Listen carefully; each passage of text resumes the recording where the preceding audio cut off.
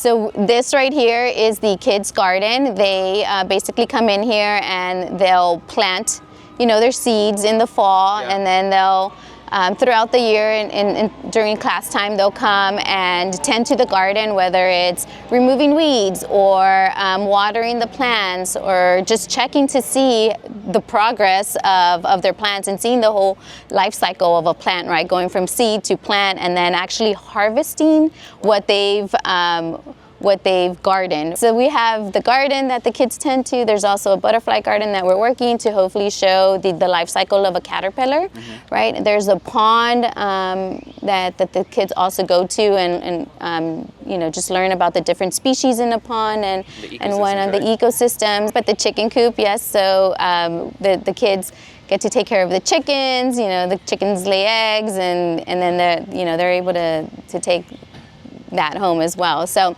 anyways, there's this campus offers a lot of great outdoor space for the kids to move around, release their energy while learning, right? So it's amazing.